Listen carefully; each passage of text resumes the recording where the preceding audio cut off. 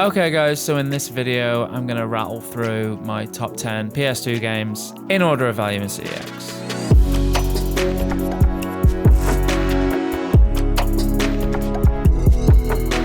Now honestly, this list actually intrigued me more than my PS1 list, and that's really because I don't know the PS2 as well, and I don't track the prices as closely or anything like that, so I wasn't really 100% sure what the top 10 was going to be, but yeah, it's a pretty solid list, so we'll start at the top.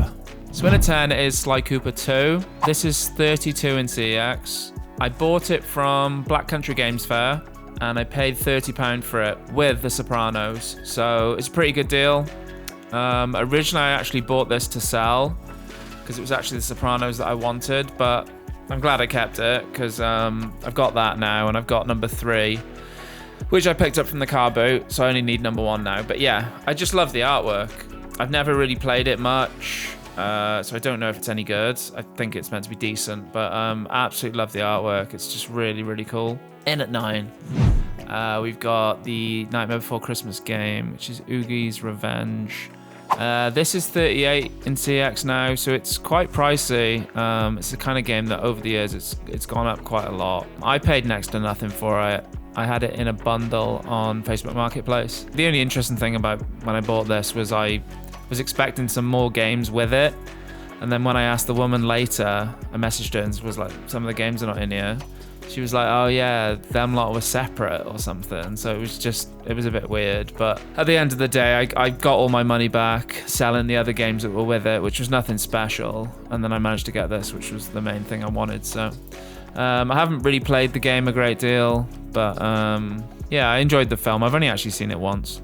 In at 8, we've got Resident Evil Outbreak File 2. This one's also 38 in CX. I paid next to nothing for it. It was a Facebook Marketplace pickup. I can't remember what I bought this with. Yeah, it's just a nice one to have, because I think when I bought this, I think it was probably worth like 15, 20. So this has gone up quite a bit. The only game I don't have in the series on PS2 is Survivor 2, which is the most expensive one. But I'm glad to have this one, because it's a bit more obscure.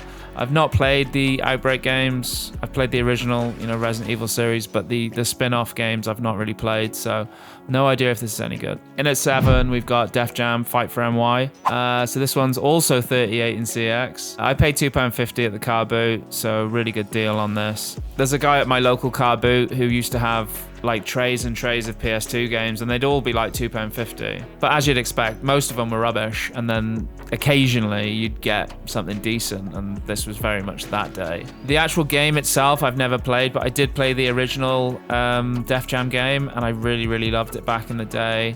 I like rap music, and yeah, it was just a really good fighting game. I haven't played it in recent times, but I hear this is the better of the two, and I suppose that's probably why it's expensive, because it's meant to be decent. In at 6, we've got Metal Gear Solid 3, Snake Eater Subsistence. Big shout out to Roger Retro on this one, as he very kindly gave me this at voucher price, which was £30 at the time. This is worth 60 in CEX. Metal Gear Solid 3 is a game that I'm yet to complete. I did start playing it through on the Switch recently, and I got to a certain point pretty early on in the game, and then I put it down, and I need to go back to it, because I do plan on finishing this game. I'm a big fan of the original. I managed to get through the second, which was great, and I hear this is the best of the bunch, so we'll see. But the Subsistence version is a 3-discer, and you got the manual in there as well. I am missing a clip up the top here, so if I can replace this case at some stage, I will. But it's obviously quite a kind of bespoke case for this game.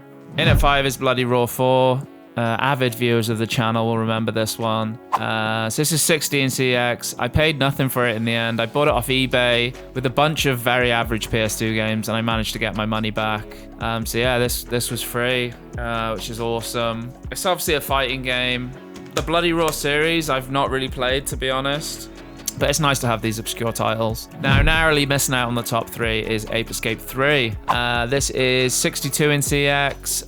I had this from a car boot in South Wales. Hard to say exactly what I paid for it, but it wasn't a lot. I remember there was a guy there, and I picked out a few games, like I think I had like 5 games or something, and he did me a really good deal. And I remember him saying like he recognized me, and I feel like he gave me a really decent deal because of that, so I was like really grateful, to be fair. I had some nice games off him. I had Dead Aim off him as well that day. The Ape Escape game, I've definitely not played 3. I remember the first one on the PS1 more so as a demo, but just love the franchise really, especially that first game. But these PS2 ones, they're quite obscure really, you don't see them a lot. I still need to get number 2. Now my top 3, if you've not already guessed it, it's a survival horror trio. First out of the gate we got Clock Tower 3. I bought this from the car boot for bugger all, like £1 or £2, and it's worth 65 in CEX. It's a funny one. I remember looking through the car boot early morning, seeing some PS2 games and finding this. And it wasn't even like I really knew what it was, but I knew the name. And I thought, Clock Tower, I thought, I swear that's like an unusual game. Bought it and I was like, it's actually like a really obscure survival horror game on the PS2. So yeah, chuffed to find that. I've never played it personally. It's one for the survival horror fans. Number 2 is Silent Hill 2. Massive shout to my mate Betty on this one. He knew I wanted it, so he kind of gifted it me for Christmas, I think it was. This is £75 in CEX. Obviously, this one's the only one that has like a slipcase and stuff. We've got 2 discs and a little manual. So yeah, nice little set. Nice little set. But again, the Silent Hill games aren't ones that I've really played because they're just too scary for me, really.